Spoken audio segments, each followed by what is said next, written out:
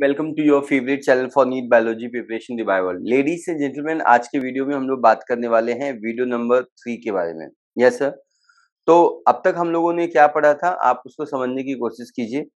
अब तक हम लोगों ने इस पर्टिकुलर वीडियो में, इस पर्टिकुलर चैप्टर में हम लोगों ने बात किए थे 5 किंगडम सिस्टम ऑफ क्लासिफिकेशन के बारे में।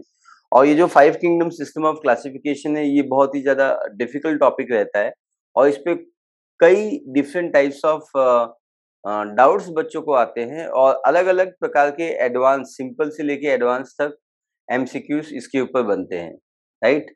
तो आपको इसको केयरफुल तरीके से सीखना होगा ताकि आप इसमें आगे जा सकें। Is that clear?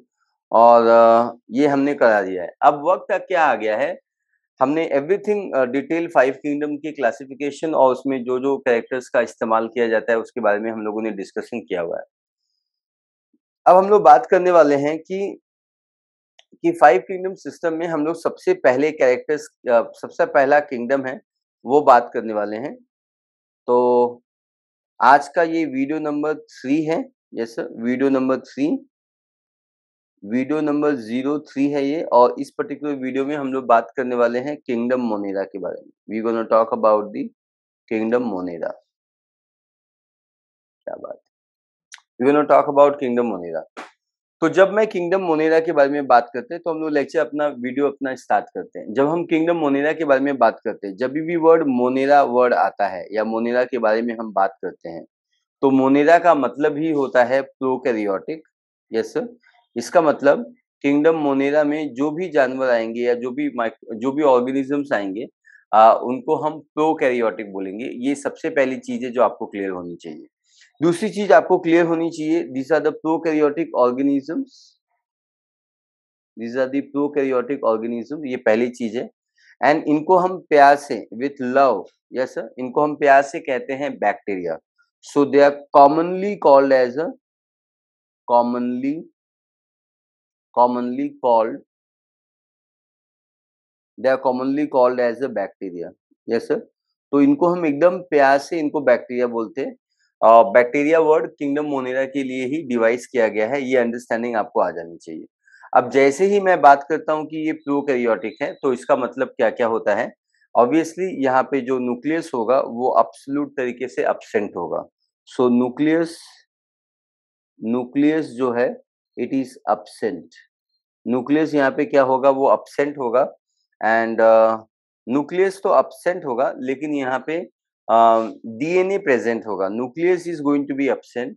Nucleus absent का मतलब ये होता है कि इसके पास no nuclear envelope, no nuclear envelope. यहाँ पे न्यूक्लियर एनवेलप नहीं रहेगा। No nucleoplasm, no nucleoplasm, no nucleolus, no nucleolus, इसके पास न्यूक्लियोलस भी नहीं रहेगा। No histone protein, this is so important. ये सबसे ज्यादा इम्पोर्टेंट पॉइंट जो है इसमें वो यही है कि इसके पास हिस्टोन प्रोटीन भी एब्सेंट रहेगा। यस सर, जैसा कि मैंने बताया हुआ है पास्ट में आपको, ये जो हिस्टोन प्रोटीन है वो डीएनए का क्लोथ है। It is called cloth of DNA. और अगर डीएनए, लेकिन यहाँ पे डीएनए प्रेजेंट रहेगा, डीएनए प्रेजेंट। अब जैसे ही मैं ये बात बोलता हूं कि डीएनए प्रेजेंट है लेकिन डीएनए का कपड़ा, डीएनए का cloth called histone protein is absent, इसका मतलब ये होता है DNA is present and this DNA is called naked DNA. कौन सा डीएनए हम इसको बोलेंगे? We call it as a naked DNA, इसको हम नेकेड डीएनए बोलते हैं। यस सर, तो ये पहली चीज है, नेकेड डीएनए, इसके पास ये प्रेजेंट होगा। अब इनका जो नेकेड डीएनए होता है उसमें क्या क्या खास बात होती है, ये हमेशा डबल स्ट्रैंडेड, डीएस का मतलब होता है डबल स्ट्रैंडेड। तो मैं एक बार लिख देता हूं क्योंकि हम फर्स्ट टाइम डबल स्ट्रैंडेड सीख रहे हैं। मोस्ट ऑफ द टाइम ये वर्ड यूज किया जाएगा। सिंगल स्टैंडर्ड के लिए हम शॉर्ट में एसएस वर्ड यूज करते हैं एंड डबल स्टैंडर्ड के लिए we are going to use the DS. So ये बहुत ही आसान है। डीएस का मतलब होता है it is going to be double standard. हमेशा याद रखना, डीएनए सिंगल स्टैंड भी हो सकता है, लेकिन फिलहाल हम लोग डबल स्ट्रैंड के बारे में बात कर रहे हैं, so it is going to be double stranded. Okay, DNA double stranded है और डीएनए जो होता है it is always going to be circular होता है। डीएनए डबल स्ट्रैंडेड है, इट इज सर्कुलर है, इट इज क्लोज है, yes sir, and it is self replicating है, it is self replicating, self replicating, it is going to be always self replicating. पक्का? So आई think ये सारे point clear है आपको, ये point आपको समझ में आनी चाहिए। It is double stranded, it is circular, it is close, it is self replicating and circular का मतलब होता है कि ये गोल होगा, क्लोज का मतलब होता है सर्कुलर है बाद में ये क्लोज है, मतलब ये जुड़ा हुआ है, क्लोज है। सेल्फ रेप्लिकेटिंग बहुत ही इंपॉर्टेंट है। सेल्फ रेप्लिकेटिंग का मतलब ये होता है कि ये अपने आप को डबल कर सकता है, खुद से ही डबल कर सकता है। ये 1 से 2 बन सकता है, 2 से 1 से 2 बन सकता है, 2 से 4 बन सकता है, 4 से 8 बन सकता है। एवरी टाइम ये डबल हो सकता है। Yes sir, so DNA is always going to be self replicating, खुद को डबल कर सकते हैं। ठीक है, तो किंगडम मोनेरा का सबसे पहला पॉइंट है ये बैक्टीरिया है, इसको प्यार से बैक्टीरिया कहते हैं। इसके न्यूक्लियस के बारे में हमने सीख लिया हुआ है। अब हम लोग मूव ऑन करते हैं नंबर 3 पॉइंट के बारे में। नंबर 3 पॉइंट ये है कि ये इस दुनिया का मोस्ट अबंडेंट ऑर्गेनिज्म है। सो ये मोस्ट अबंडेंट ऑर्गेनिज्म है, मोस्ट अबंडेंट ऑर्गेनिज्म। बच्चों को ये नहीं समझता है कि मोस्ट अबंडेंट ऑर्गेनिज्म, अबंडेंट का मतलब क्या होता है बच्चों? अबंडेंट का मतलब होता है कि सबसे ज्यादा नंबर में पाया जाने वाला। जो जीव इस संसार में या जो कोई भी चीज अगर बहुत ज्यादा नंबर में पाई जाती है तो उसी को हम अबंडेंट कहते हैं। यस, अबंडेंट मतलब बहुत ही ज्यादा क्वांटिटी में। लेकिन ये जो माइक्रो ऑर्गेनिज्म है ये मोस्ट अबंडेंट होने के साथ साथ ये हमारे पृथ्वी पे दुनिया के हर एक कॉर्नर में ये पाए जाते हैं, चाहे वो पृथ्वी हो, जल हो, वायु हो, अग्नि हो, आकाश हो, सब जगह ये पाया जाता है। पृथ्वी, जल, वायु, अग्नि, आकाश बोलने का मतलब ये होता है कि ये सब जगह पाया जाता है दुनिया में। मतलब हमारे स्किन के सरफेस पे प्रेजेंट है, हमारे इंटेस्टाइन में प्रेजेंट है, समुद्र के धरातल में प्रेजेंट है, स्नो के बेस पे प्रेजेंट है, जहाँ पे ज्वालामुखी फटता है, ज्वालामुखी का जो रिमेनिंग पार्ट रहता है, हॉट स्प्रिंग, वहां पे भी ये पाया जाता है। हवा में ये पाया जाता है, आप जो सांस लेते हो उसमें ये पाया जाता है, आप जो खाना खाते हो उसमें ये पाया जाता है। I mean they are present everywhere. Yes sir, okay, so they are found in extreme habitat. Number 4 point है found in, found in extreme. Extreme का मतलब क्या होता है? एक्सट्रीम का मतलब होता है कि जहां पे कोई नहीं रह सकता वहां पे बैक्टीरिया रह सकता है। So they are found in extreme habitat. Habitat, habitat का मतलब क्या होता है? हैबिटेट का मतलब होता है it is nothing but the place. Meaning लिखिए प्लीज, लेट डिविड में मीनिंग लिखिए। It is a place where organism, organism live. The place where the organism live is called it's a habitat. आप लिख लीजिए, ऐसी जगह जहां पे ऑर्गेनिज्म रहता है उसको हम उसका हैबिटेट कहते हैं। Habitat is the place where organism live is called as a habitat.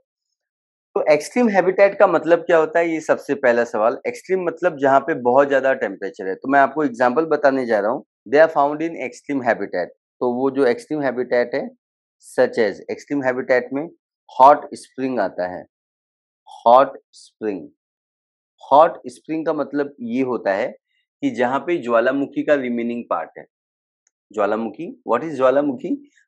It is volcano. जहां पे वॉल्केनो आ चुका है पास्ट में, पास्ट में आ चुका है, वहां पे ना जमीन से ना उबलता हुआ गर्म पानी निकलता है। उस उबलते हुए गर्म पानी में सल्फ्यूरिक एसिड पाया जाता है, H2SO4। समझ में आया आपको? उस सल्फ्यूरिक एसिड का पीएच 1 to 2 पीएच रहता है। मतलब अगर आप अपना हाथ इसमें डालोगे, उंगली, तो उंगली उधर ही रह जाएगी और हाथ ऊपर आ जाएगा। Do you understand? 1 to 2 pH का मतलब होता है इट इज हाईली एसिडिक। तो हॉट स्प्रिंग में ये पाया जाता है। क्या बात है। डेजर्ट, डेजर्ट का मतलब होता है सूखा। अरे यहाँ पे पानी भी नहीं है, अगर पानी नहीं है फिर भी ये पाया जाता है। स्नो, स्नो का मतलब होता है बर्फ, जहाँ पे बर्फ है। Deep ocean, where, deep ocean में भी ये पाया जाता है, डीप ओशन, ऐसा। और ये सारे वो जगह हैं जहाँ पे कोई भी लिविंग ऑर्गेनिज्म रहना पसंद नहीं करता है, इंसान रहना नहीं पसंद करता है, एनिमल रहना पसंद नहीं करते, प्लांट रहना पसंद नहीं करते, but kingdom Monera, oh my God, yes sir. So these are the deep ocean where, deep ocean where very few life forms survive, very few life forms survive, जो बहुत ही few life forms survive करते हैं, yes sir. तो ये वहां पे पाए जाते हैं। I think this concept is clear. कुछ लोग होते हैं वो हमारे दांत के ऊपर प्रेजेंट होते हैं, some are parasite, yes sir, some are parasite. कुछ लोग हमारे दांतों के ऊपर प्रेजेंट होते हैं, टीथ सरफेस पे प्रेजेंट होते हैं। कुछ लोग हमारे इंटेस्टाइन के अंदर प्रेजेंट होते हैं, तो मैंने लिख दिया यहाँ पे teeth surface, teeth surface and intestine, intestine में भी प्रेजेंट होते हैं, एंड स्किन सरफेस पे भी ये पाए जाते हैं। क्या बात है, स्किन सरफेस, स्किन सरफेस पे भी ये पाए जाते हैं, एक्सेट्रा, और भी सब जगह हैं ये वहां पे पाए जाते हैं। तो अब हम लोग मूव ऑन होते हैं पॉइंट नंबर 7 के बारे में, और पॉइंट नंबर 7 के बारे में हम सीखने की कोशिश करते हैं कि इनमें मॉर्फोलॉजी किस टाइप की होती है। आई होप आपको ये सारे पॉइंट्स क्लियर हैं। मोनेरा न्यूक्लियस के बारे में, मोस्ट अबंडेंट है, ये कहाँ पे पाया जाता है, मतलब इसके हैबिटेट के बारे में। अब वक्त आ गया है कि हम लोग बात करने वाले हैं इनके मॉर्फोलॉजी के बारे में, मतलब इनका मॉर्फोलॉजिकल कैरेक्टर कैसा होता है उसके बारे में बात करने वाले हैं। जब मैं मॉर्फोलॉजिकल कैरेक्टर्स के बारे में बात करता हूँ, तो ये जो बैक्टीरियाज होते हैं ये राउंड एंड राउंड हो सकते हैं, ठीक है, बिल्कुल इस तरीके से, जिस तरीके से मैं इनका डायग्राम ड्रॉ कर रहा हूँ। So they can be round and round, okay. So इस तरीके से भी ये पाए जा सकते हैं, और अगर ये इस तरीके से पाए जाते हैं, यस, तो इसको हम लोग बोलते हैं spherical shape bacteria. Concept clear है। कुछ बैक्टीरिया ऐसे रॉड शेप में भी पाए जाते हैं, ऐसे, है ना, कुछ लोग ऐसे रॉड शेप में भी पाए जाते हैं। पक्का?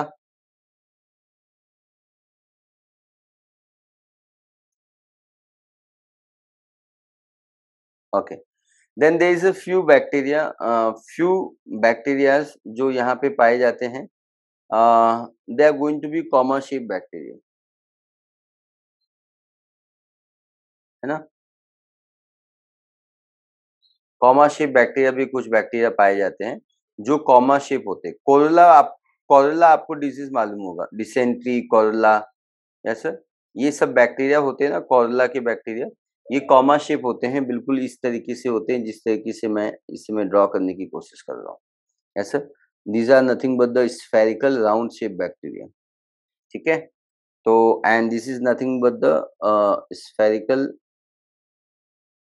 सॉरी, ये रॉड शेप बैक्टीरिया है, ये भी आपको कॉन्सेप्ट में अच्छे से क्लियर है।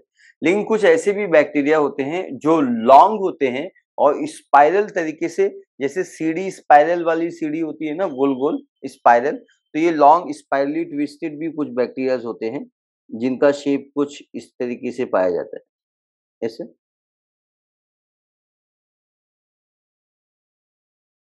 यस सर, कुछ इस तरीके से भी इनका शेप पाया जाता है। ऐसे बैक्टीरिया भी पाए जाते हैं जो आपको पता होना चाहिए। So there is a spherical bacteria.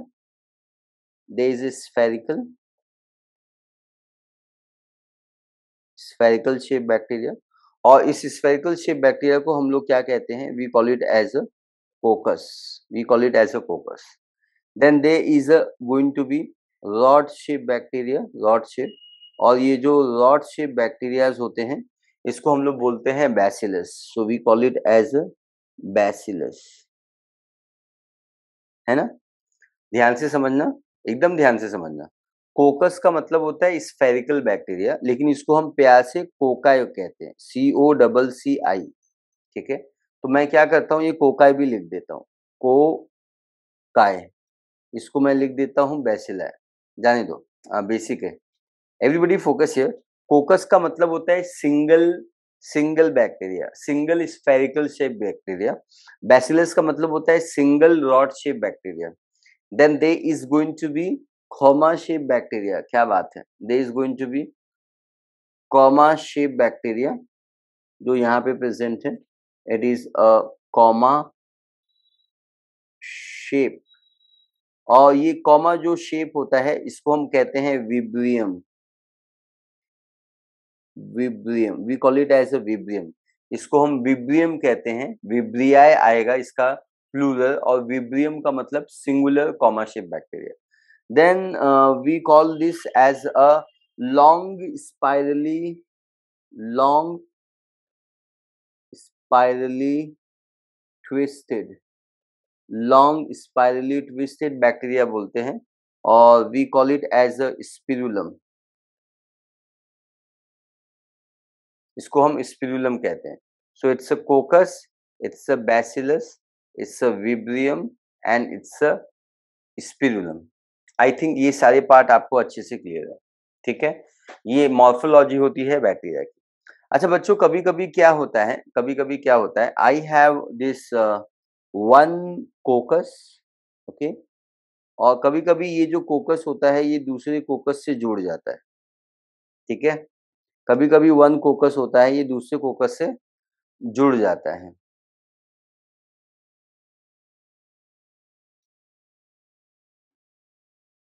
Sometime what happen, one कोकस combine with the another कोकस, ये दूसरे कोकस से जुड़ जाता है, बिल्कुल इसी तरीके से। समझ में आया? तो इस डायग्राम में आप देख सकते हैं, there are two coccus which are united with each other. बोलो यस सर। जब दो कोकस एक दूसरे से जुड़ जाते हैं, जब दो कोकस एक दूसरे से जुड़ जाते हैं, तब जाके ये दो कोकस बनाते हैं, और इसको हम डिप्लोकोकस कह जाते हैं। क्या बात है, इसको हम क्या बोलते हैं बच्चों? We call it as a diplococcus, we call it as a diplococcus, इसको हम डिप्लोकोकस बोलते हैं। आई थिंक ये पार्ट आपको समझ में आ गया है, आपको ये पार्ट क्लियर है। We call it as a diplococcus, हम इसको बोलते हैं। डिप्लो का मतलब टू होता है, तो आप जल्दी से इसको लिख दीजिए। डिप्लो का मतलब टू होता है, और कोकस का मतलब होता है स्फेरिकल बैक्टीरिया। मीनिंग लिख लीजिए। जिंदगी में आगे जाना है, बायोलॉजी में आगे अच्छा करना है, तो उसकी में जितनी भी टर्मिनोलॉजी होती है, वो सारे मीनिंग्स आपको क्लियर होनी चाहिए। डिप्लो का मतलब टू एंड कोकस का मतलब spherical, so we call it as a diplococcus bacteria. लेकिन कभी कभी क्या होता है, कभी कभी ऐसा भी हो जाता है, आप देखिए, कभी कभी ऐसा भी हो जाता है कि ये जो दो बैक्टीरियाज हैं, ये they is a chain of bacteria, बहुत सारे बैक्टीरिया जो होते हैं वो एक दूसरे से ऐसे भी जुड़ सकते हैं। Yes, is that clear? And they form, right now you can see there is a chain of bacteria, आपको दिखाई दे रहा है इस समय, there is a chain of bacteria, yes sir, so we call it as a streptococcus,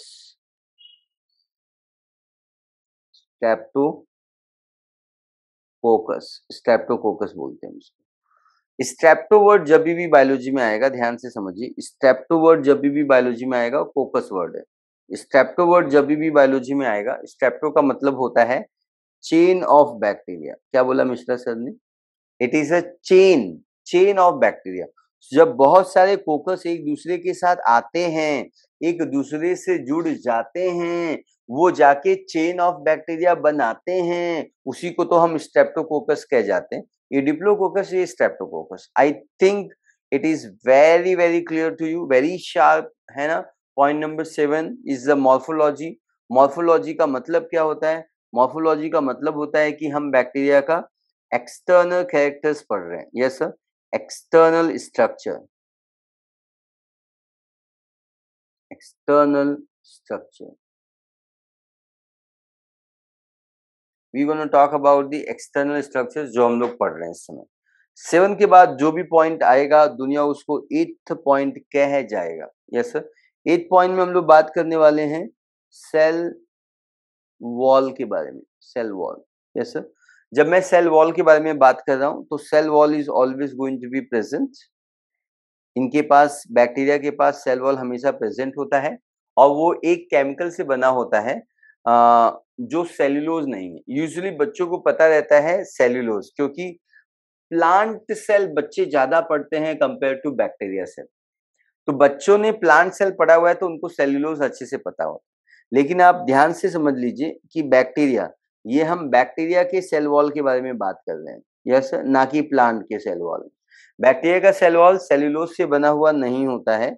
it is always going to be non cellulosic. ये non cellulosic होता है, ये अंडरस्टैंडिंग आपको आ जानी चाहिए। और it is made up of non cellulosic chemical, और उस केमिकल को हम क्या कहते हैं? म्यूरिन कहते हैं। म्यूरिन कहते हैं। और म्यूरिन इसका एक कॉमन नाम है, बट इसको साइंटिफिकली ज्यादा अंडरस्टैंडिंग से हम इसको दूसरा नाम से जानते हैं, और वो दूसरा नाम है पेप्टिडोग्लाइकिन। क्या बात है, पेप्टिडोग्लाइकिन। समझ में आया आपको? Yes sir.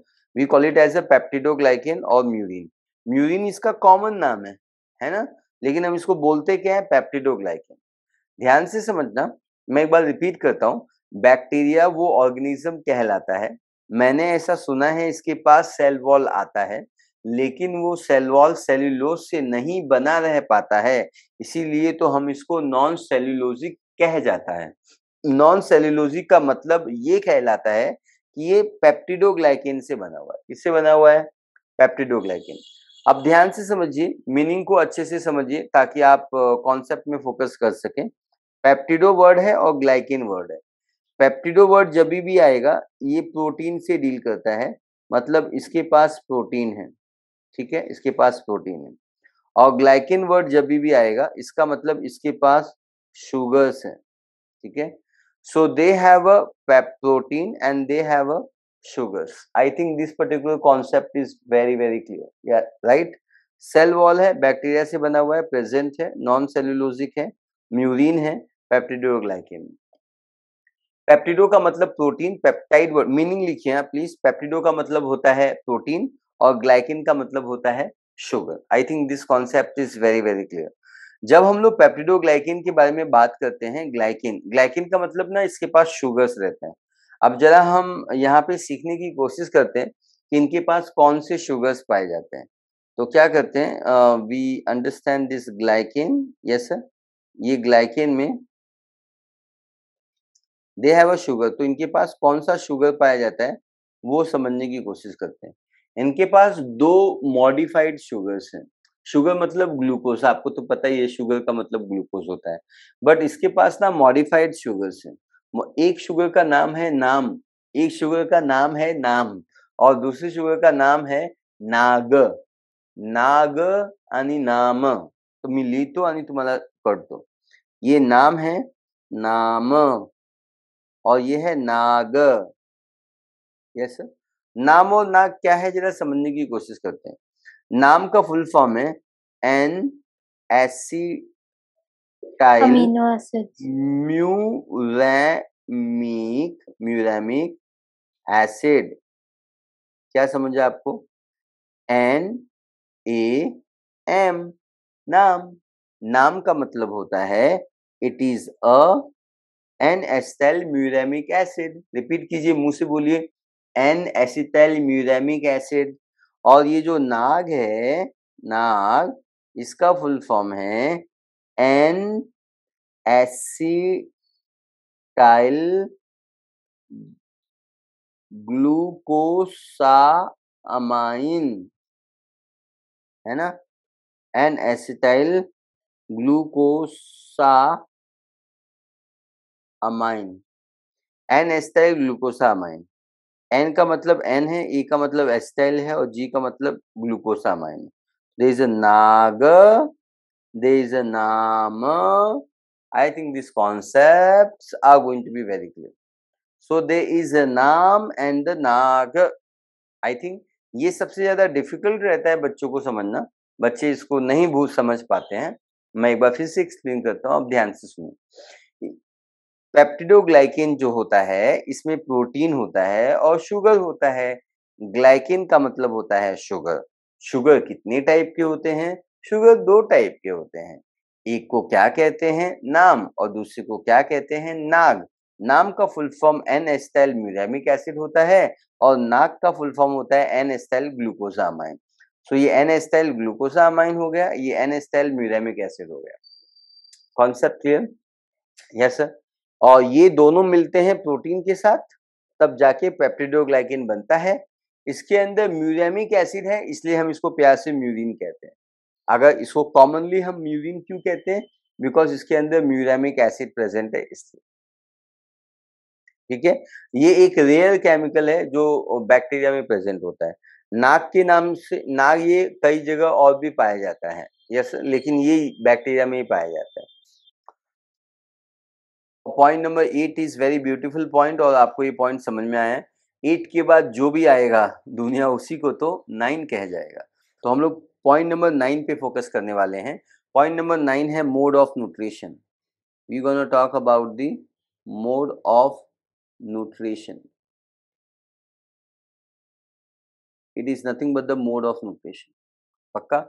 जब हम मोड ऑफ न्यूट्रिशन के बारे में बात करते हैं तो इसमें जो सबसे पहला मोड ऑफ न्यूट्रिशन होता है वो होता है photo autotroph. It is photo autotrophs. Photo autotrophs, yes sir. Photo autotrophs का मतलब क्या होता है? फोटो मतलब लाइट, ऑटो मतलब स्वतः, खुद, ट्रॉप का मतलब ग्रोथ एंड डेवलपमेंट। ये खुद का ग्रोथ एंड डेवलपमेंट करते हैं by using the light. Light देखो आएगा, ये लोग अपना खाना खुद बना जाएगा, इसलिए तो दुनिया इसको कहता है फोटो ऑटोट्रॉप। फोटो ऑटोट्रॉप वो ऑर्गेनिज्म कहलाता है लाइट को यूज करके अपना खाना खुद बनाता है, दूसरों पे ये डिपेंडेंट नहीं हो पाता है। बीजीए इसका एग्जाम्पल कहलाता है। सो इसका एग्जाम्पल है, इट्स अ बीजीए। प्यार से बोलो, blue green algae. Blue green algae. और ज्यादा प्यार से क्या बोलेंगे? Cyanobacteria. I think this concept is very clear. पक्का? I repeat once again, photo autotrophs है, बीजीए इसका एग्जांपल है। बीजीए का full form blue green algae. Blue green algae का दूसरा नाम साइनोबैक्टीरिया, ये इसका दूसरा नाम है, ये आप याद रखिएगा। अब हम लोग दूसरा मोड ऑफ न्यूट्रिशन बात कर रहे हैं, that is nothing but the chemo autotroph. So they are going to be chemo autotroph as well. Chemo autotrophs. Chemo autotrophs का मतलब क्या होता है? अपना खाना खुद बनाते हैं। यहाँ पे लाइट एनर्जी से खाना बन रहा था, मतलब एनर्जी, खाना बनाने के लिए जो एनर्जी लाइट से आ रही थी, यहाँ पे खाना बनाने के लिए एनर्जी कहाँ से आएगी? कैमियो, कीमो, कीमो, कीमो मतलब केमिकल। तो इसमें जो भी एग्जांपल्स आएंगे, they are going to be thiobacillus, thiobacillus, there is a nitrosomonas, है ना, देयर इज अ फेरोबैसिलस, फेरोबैसिलस, यहाँ से एनर्जी आएगी। जब मैंने बोला थायो, थायो का मतलब होता है सल्फर, है ना, नाइट्रो का मतलब होता है नाइट्रोजन, फेरो का मतलब होता है आयरन। ठीक है, तो इन तरीकों से यहाँ पे मोड ऑफ न्यूट्रिशन चलता है। यस सर, ये केमिकल से खाना बनाते हैं। अब हम लोग सी पार्ट पे फोकस करते हैं, that C part is nothing but the parasitic. Parasitic, so they have a parasitic mode of nutrition. Parasitic का मतलब क्या होता है? ऐसा ऑर्गेनिज्म जो होस्ट बॉडी पे डिपेंडेंट होता है। आप पहले मीनिंग लिख लीजिए पैरासाइट का। the one who depends upon the living host, one who depend upon living host। ऐसा जो कोई भी ऑर्गेनिज्म जो लिविंग होस्ट पे डिपेंड हो जाता है, ऐसा जो कोई भी ऑर्गेनिज्म जो लिविंग होस्ट पे डिपेंडेंट हो जाता है, उसको हम पैरासाइट कह जाता है। पैरासाइट जो होता है वो आप बैक्टीरिया आपके बॉडी में आएगा, आपके आपके बॉडी से खाना एक्वायर करेगा और आपको बीमारी भी कॉज करेगा। Yes sir. तो जरा सीखने की कोशिश करती है ऐसी कौन कौन सी बीमारियां होती हैं। जो पहली बीमारी है जो आपको पता होनी चाहिए इज कॉल्ड टिटेनस। टिटेनस ये जो बीमारी है वो बीमारी किसके वजह से होती है, तो बैक्टीरिया का नाम है क्लॉस्ट्रीडियम, क्लॉस्ट्रीडियम टिटैनी, क्लॉस्ट्रीडियम टिटैनी, है ना। नंबर 2 बैक्टीरिया, नंबर 2 बीमारी इज कॉल्ड ट्यूबरकुलोसिस, ट्यूबरकुलोसिस। और ये जो ट्यूबरकुलोसिस होता है ये माइकोबैक्टीरियम ट्यूबरकुले से होता है, माइकोबैक्टीरियम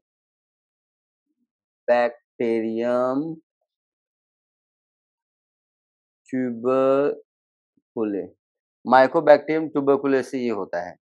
तीसरी बीमारी हम लोग बात करने जा रहे हैं बच्चों, तीसरा example, yes sir, it is called pneumonia. Pneumonia, pneumonia, pneumonia किसकी वजह से होता है, स्ट्रेप्टोकोकस माइक डिप्लोकोकस निमोने किसकी वजह से होता है, डिप्लोकोकस निमोने, डिप्लोकोकस अभी हमने पढ़ा था ना, डिप्लोकोकस है ना, निमोने, निमोने, यस सर, डिप्लोकोकस निमोने की वजह से होता है। हम चौथा एग्जांपल्स भी ले लेते हैं, that's very very important, is called cholera.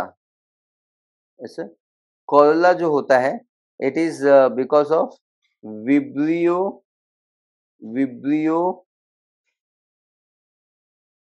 कोलरे, vibrio cholerae. ये सब दो जो नाम हैं इनको अंडरलाइन करते हैं according to binomial nomenclature. Binomial क्या होता है वो लिविंग वर्ल्ड में आपको सीखने को मिलेगा। फिलहाल आपको सीखना है कि ये पैरासाइटिक है। कुछ लोग पैरासाइटिक मोड ऑफ न्यूट्रिशन है, मतलब दूसरे ऑर्गेनिज्म से, इंसानों से, एनिमल से, प्लांट से अपना खाना एक्वायर करते हैं। टिटैन, और वो उनको बीमारी भी कॉज करते हैं। कौन सी बीमारी, tetanus, clostridium tetani, tuberculosis, mycobacterium tuberculae, pneumonia, diplococcus pneumonia, cholera, vibrio cholerae. ऐसा, और ये तो ये सब बीमारियां ह्यूमन की थी, लेकिन वो प्लांट को भी बीमारी कॉज करते हैं। ठीक है, तो प्लांट में कौन सी बीमारी होती है, नंबर 5 एग्जाम्पल है, it is called, number 5 example है साइट्रस कैंकर। साइट्रस कैंकर, देखिए हमारी एनसीईआरटी में साइट्रस कैंकर का नाम लिखा हुआ है। Yes sir, it is canker not cancer, है ना, it is canker not cancer, citrus canker. But हमारी एनसीईआरटी ने ये नाम नहीं लिखा हुआ है कि ये किस बैक्टीरिया की वजह से होती है। ज़ैंथोमोनास साइट्री, ज़ैंथोमोनास, ज़ैंथोमोनास साइट्री, ज़ैंथोमोनास साइट्री, इस नाम के बैक्टीरिया से ये बीमारी होती है। ये प्लांट की बीमारी है। साइट्रस का मतलब नींबू की फैमिली, नींबू की फैमिली को साइट्रस फैमिली बोलते हैं, जिसमें लेमन आता है, जिसमें वो संतरा, मौसम्बी, नींबू, आंवला, ये सब इस फैमिली में आते हैं। I think this concept is clear. 5 के बाद we gonna talk about one more example of plant, it is called plant का कैंसर। इसको हम लोग बोलते हैं प्लांट का cancer, it is called crown gall disease. Yes sir, crown gall मतलब प्लांट का कैंसर है। एग्रोबैक्टीरियम ट्यूमिफिकेशन की मदद से ये बीमारी हो जाती है। Yes sir,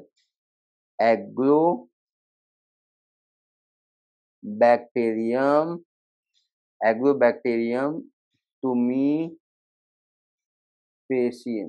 yes sir, agrobacterium tumefaciens नाम की बीमारी से ये बीमारी हो जाती है। So there is a tetanus, clostridium tetani, tuberculosis, mycobacterium tuberculae, pneumonia, diplococcus pneumoniae, cholera, vibrio cholerae, citrus canker, xanthomonas citri, crown gall, agrobacterium tumefaciens. I think all this concepts are very very very very clear. C के बाद मतलब ये अपना खाना खुद बनाते हैं, photo autotroph, chemo autotroph, chemical से अपना खाना बना सकते हैं। अगर सल्फर आया तो एस लिखने का, नाइट्रोजन आया तो एन लिखने का, और आयरन आया तो एफ ही लिखने का। कॉन्सेप्ट समझ में आ रहा है, वेरी गुड। पैरासाइटिक में बहुत ही डिटेल में पढ़ लिया हुआ है आपने। सी के बाद हम लोग जाते हैं डी पार्ट के बारे में फोकस करने। कि डी में क्या होता है, ठीक है। मतलब इनके पास diversity of mode of nutrition है। फोटो लाइट से खाना बना सकते हैं, केमिकल से खाना बना सकते हैं, ये प्लांट को बीमारी कॉज करके या एनिमल को बीमारी कॉज करके खाना बना सकते हैं, और ये सिम्बायोटिक भी होते हैं। क्या बात है, क्या बात है। सिम्बायोटिक, सिम्बायोटिक का मतलब क्या होता है बच्चों? जब हम सिम्बायोटिक, ये देखो, sym is together, biotic is the living, sym is together, biotic is the living, living together for the mutual benefit called symbiotic. Symbiotic में क्या होता है, दो बैक्टीरिया जो होता है वो किसी के साथ पार्टनरशिप में रहता है, और उस पार्टनरशिप में दोनों को हमेशा फायदा होता है। और ऐसा पार्टनरशिप जिसमें दोनों ऑर्गेनिज्म को फायदा होता है उसको हम बोलते हैं symbiotic. So both organism both organisms of association association association get benefit benefits। इसका मतलब ये थोड़ा सा म्यूचुअल बेनिफिट है। ऐसा ये म्यूचुअल बेनिफिट का प्रोसेस है जो आपको समझ में आना चाहिए। मैं आपको इसका एक एग्जाम्पल देता हूं ताकि ये आपको बात अच्छे से समझ में आ जाए। हमारे पास एक रूट होते हैं, जैसे ये रूट होता है ना, इस रूट से ब्रांचेस होते हैं, ठीक है। और ये जो रूट है इससे जो ब्रांचेस हैं, और इनके पास ना ऐसे ब्लू कलर के नोड जैसे स्ट्रक्चर्स हैं, नोड्यूल कहते हैं इसको, रूट नोड्यूल कहते हैं। जैसे डू यू रिमेम्बर, आप चैट बॉक्स में बता सकते हैं, आप कमेंट कर सकते हैं। डू यू रिमेम्बर ये कौन से नोड के बारे में बात कर रहे हैं सर? ये कौन सा बैक्टीरिया है जो यहाँ पे आ गया है? Yes sir.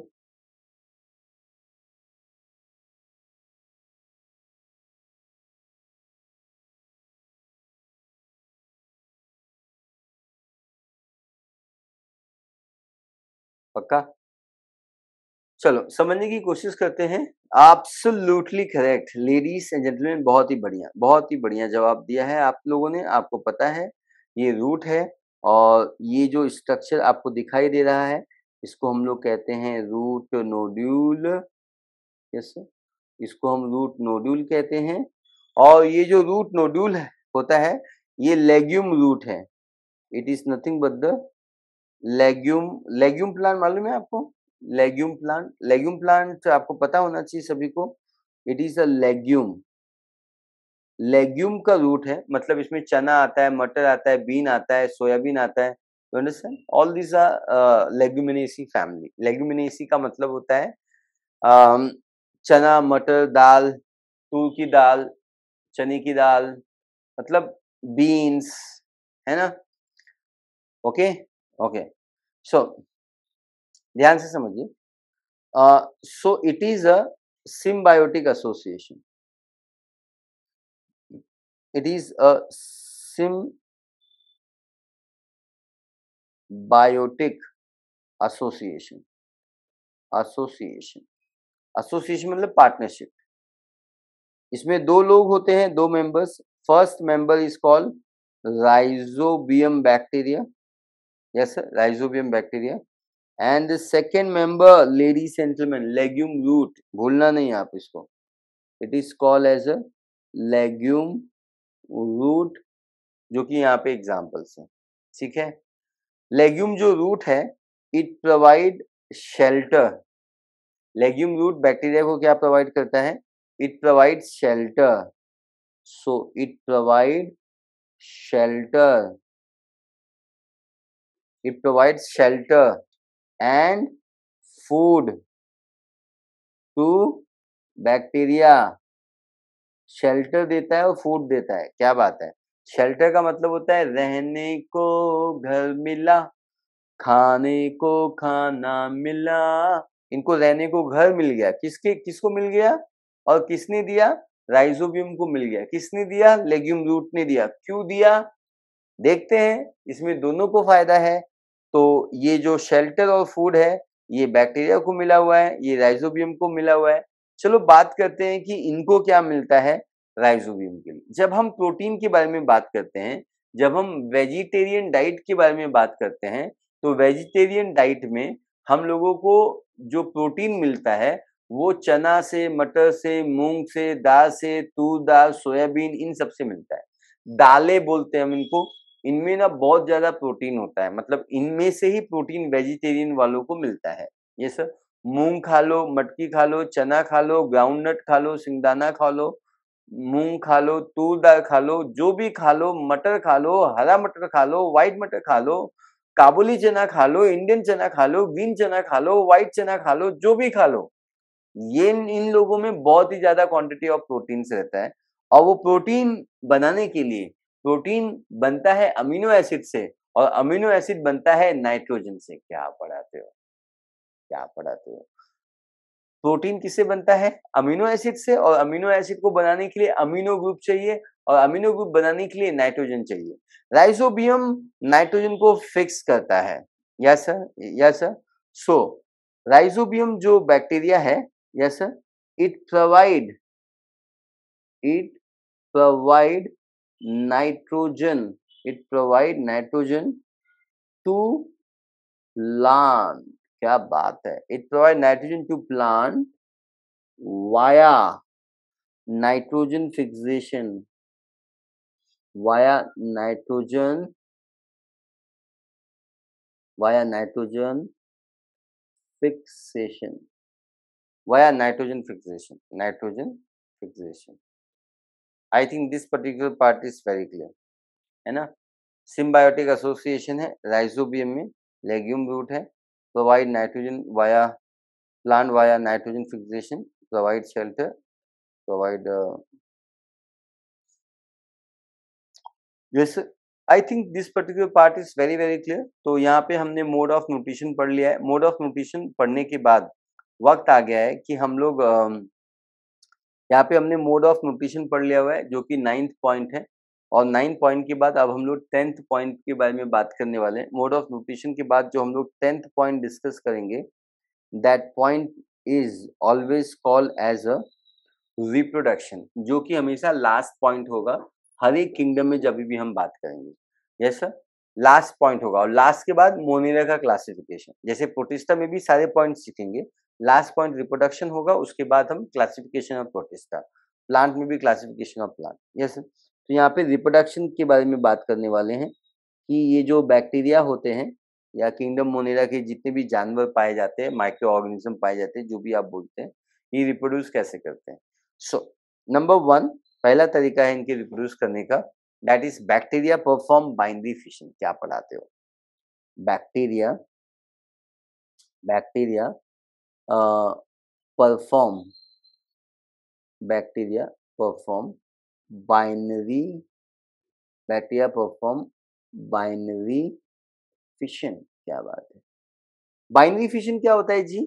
बाइनरी का मतलब होता है दो। मालूम है तो अच्छी बात है, नहीं मालूम है तो लिखने का, रेड रिबन में लिखने का। लिखेगा इंडिया तभी तो सीखेगा इंडिया, अगर इंडियंस लिखेंगे नहीं तो समझेंगे कैसे।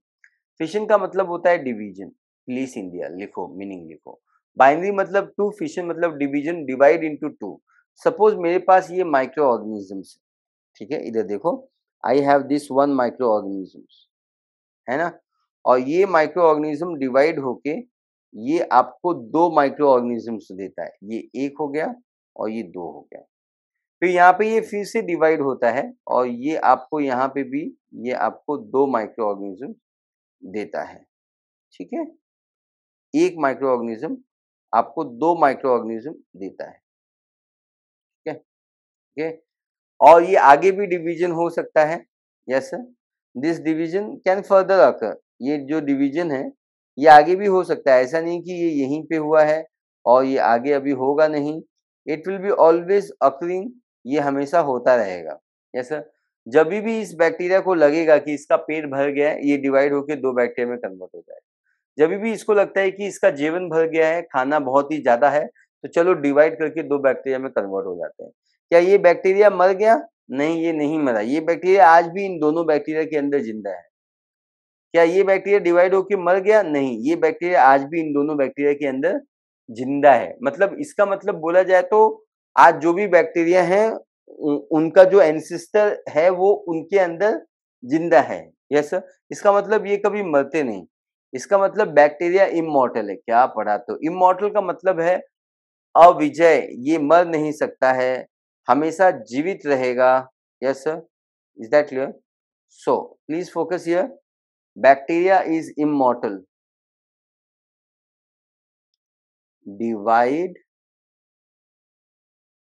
into two organisms, divide into two organisms, or bacteria is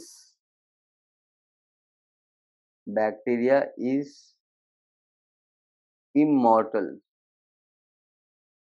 bacteria is immortal. Yes sir, और इमॉर्टल का मतलब बहुत ही इंपॉर्टेंट है, इमॉर्टल का मतलब अविजय। यस सर, अविजय नहीं दे, विजय है ना। They will always be surviving, they will not die. Wow, yes sir, immortal है, बैक्टीरिया इमॉर्टल है, but they do show accidental death, do show accidental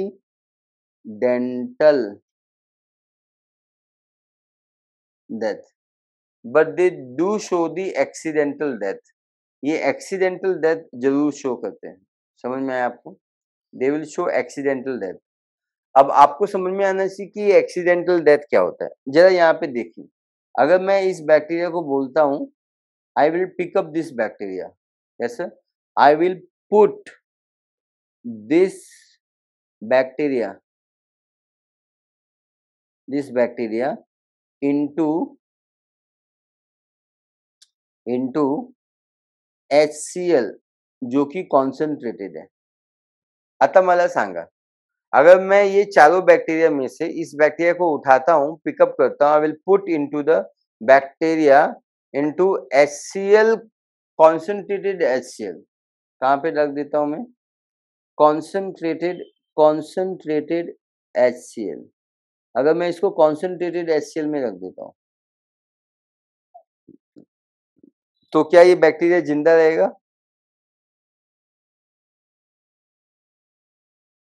chances हैं, 100% चांसेस हैं मरने के। हम लाइजोल यूज करते हैं, हम फिनाइल यूज करते हैं, हम डेटॉल यूज करते हैं। क्यों यूज करते हैं भाई? बैक्टीरिया को मारने के लिए ना। तो अगर मैं इस बैक्टीरिया को HCl से ट्रीट करता हूँ, डेटॉल से ट्रीट करता हूँ, यस सर, तो ये बैक्टीरिया मर जाएगा। लेकिन नेचर में डेटॉल फिनॉल प्रेजेंट है क्या? इंसान ने बनाया ना डेटॉल फिनॉल, नेचुरल है क्या डेटॉल फिनॉल लाइजॉल? नेचुरल नहीं है ना।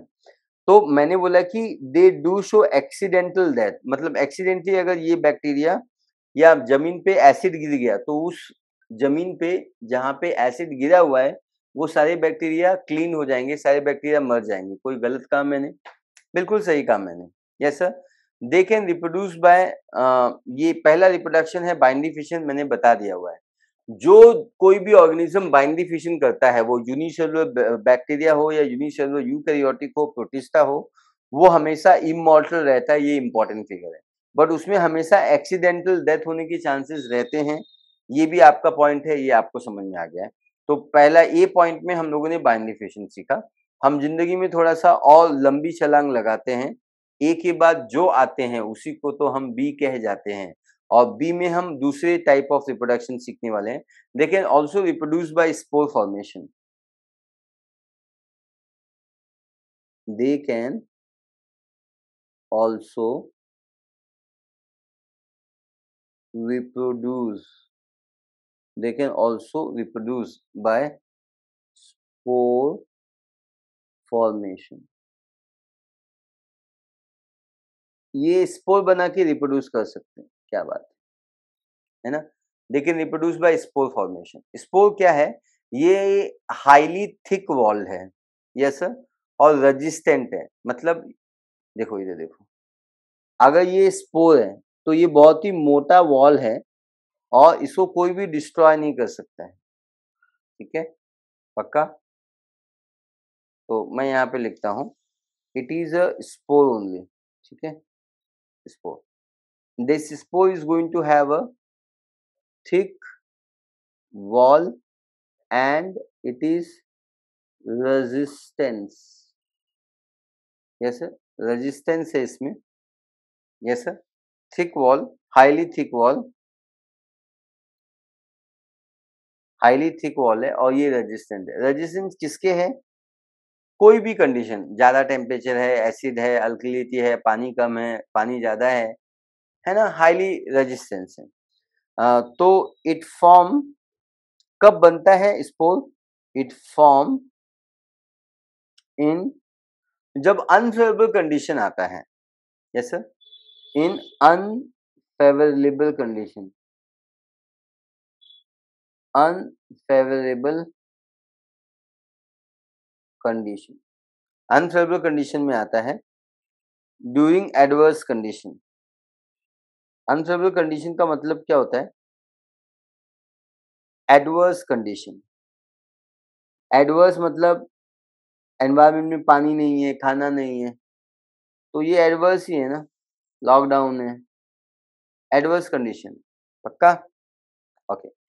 समटाइम ये जो स्पोर्स होता है ये बॉडी के अंदर बनता है. मतलब क्या है? मतलब ये है, I have this particular bacteria. I have this particular bacteria and I have this spore. Yes sir. In that case, this is called bacteria and this is called spore. ये स्पोर बॉडी के अंदर बना हुआ है, इसलिए हम इसको endospore कहते हैं. क्या पढ़ाते हो? एंडो मतलब इनसाइड, स्पोर मतलब स्पोर, ऐसा स्पोर जो बॉडी के अंदर बन जाता है उसको दुनिया एंडोस्पोर कह जाता है. एंडोस्पोर जो होता है ना वो स्पेशल है. पहला क्यों स्पेशल है? क्योंकि they can survive, they can tolerate 100 degree Celsius temperature. Can tolerate